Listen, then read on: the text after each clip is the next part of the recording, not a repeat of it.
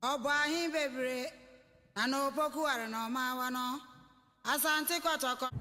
and welcome to another day in paradise.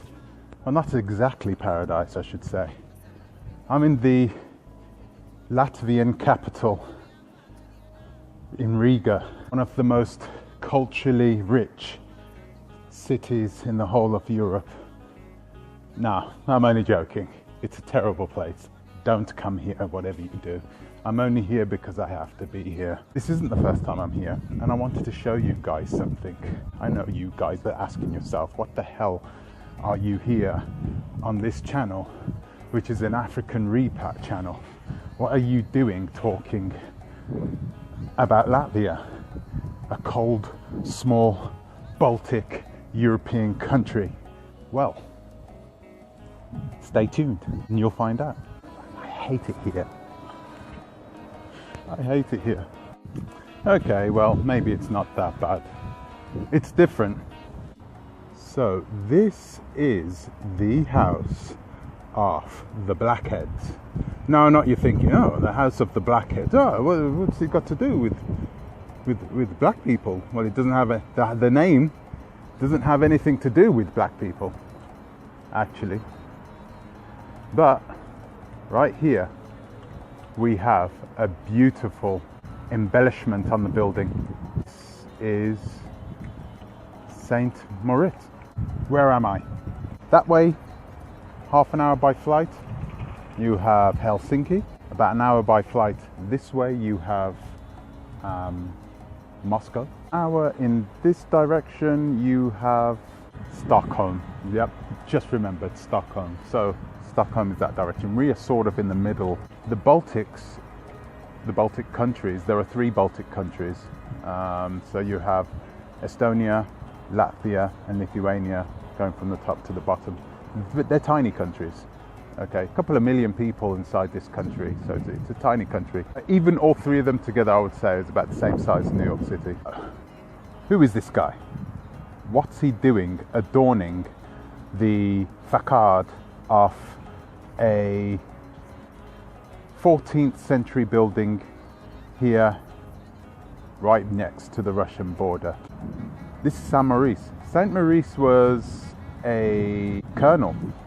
He was a commander in the Roman army, and he was a staunch Catholic. He was from Egypt, and I don't know if you can see him in this picture, but I'm going to show you a few pictures, but you can see that he doesn't look like an Arab, does he? Right? That's because he was around some 700 years ago, longer than that actually. He commanded a legion, a Roman legion, essentially, and he was one of the top commanders in the Roman Empire. So, what was this building, you may be asking? Well, this building was a clubhouse. It was a clubhouse for returning sailors, merchants, traders, people who would go in their ships and travel the entire planet. We're talking some 700 years ago. So when those traders and merchants came back, and they came back with all these different types of spices, these ultra rare commodities, they would bring them here and they would trade them here. They would sell them here, they would store them here. They would then also have parties, like welcoming home parties here.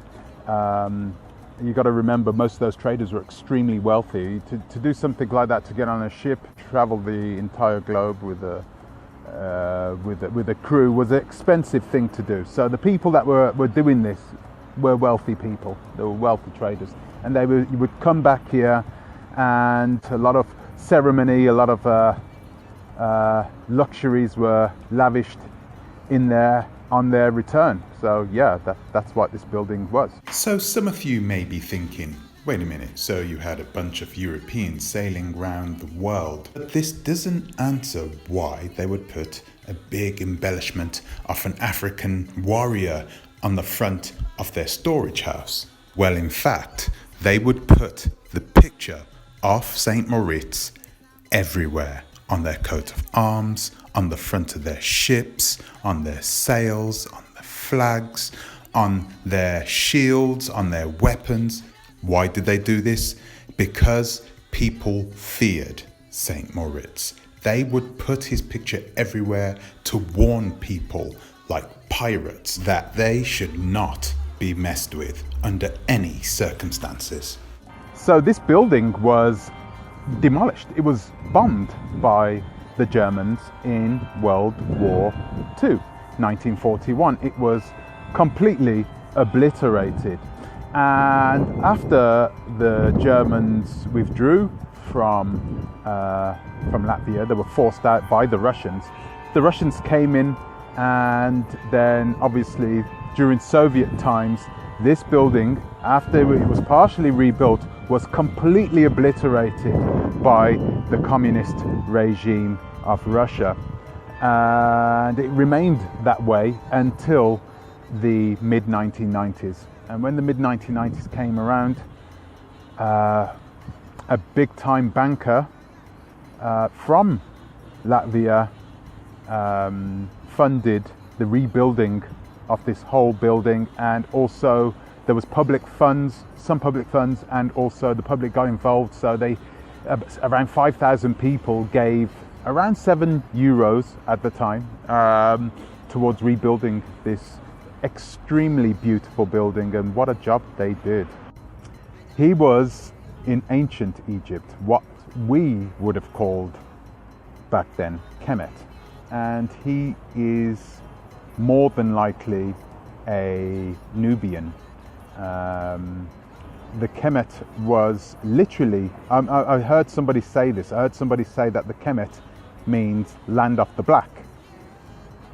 And that is right. Kemet means land of the black. However, that person went on to say, and this was a person that was speaking on the comment section in YouTube, that person went on to say, oh, yeah, that's why we should call ourselves black people, because we're from, because that's what we called ourselves back in the past. In Kemet, we called ourselves land of the blacks. But that's not what the land of the blacks means. It's not why we called ourselves the Kemet. We called ourselves the Kemet because of the rich, fertile land in the Nile Valley. The color of that land was black, so they called themselves the Kemet, or the land of the black. If you know a little bit about the history of the Bantus and the Nilotes and the sort of path we took through the Nile Valley, you would know that we then resettled in a land which we now call Sudan, current day Sudan, which means exactly the same thing. Sudan means land of the black, okay? And it is literally called land of the black because of the fertile soil, not because of the black people inside the bloody country. Come on, guys. There are no black people in Africa, okay? I keep telling people this. It's time to relearn. So what exactly did Saint Maurice do in order to win his patronage? Well, he won his patronage from the Catholic Church because of something very noble he did. He was instructed by the Emperor Maximilian to essentially worship a pagan god, a number of pagan gods that the emperor used to worship. And you got to remember that the emperors saw themselves as gods at the same time as well, so he was supposed to worship him too. He was also instructed to harass and kill many Christians who also would refuse to worship these same pagan gods. And he refused it from Maximilian. He refused to do this from the emperor, and the emperor then had all of his men, including himself, executed in the most gruesome way. And he stood firm. He didn't turn his back. At no point did he turn his back and say, oh, okay, well, you know, he was tortured to death. And he stood by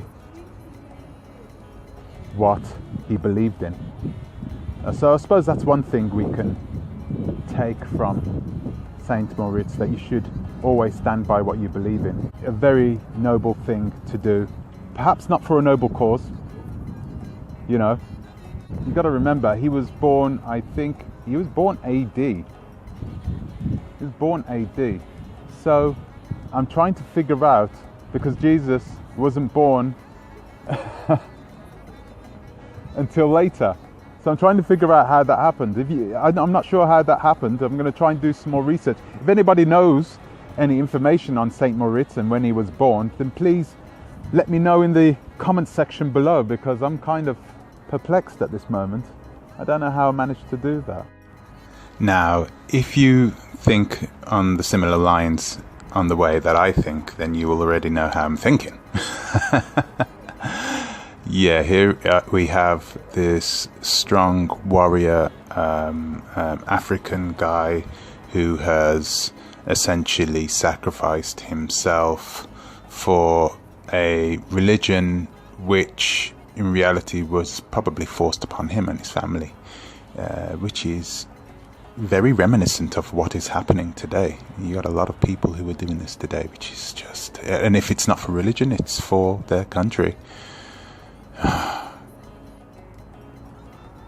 Now, the one thing that I don't understand is the depiction of Jesus on the front of this building. So that's Mary and that is Jesus, and they have golden hair and very pale skin, which I guess was normal for that time.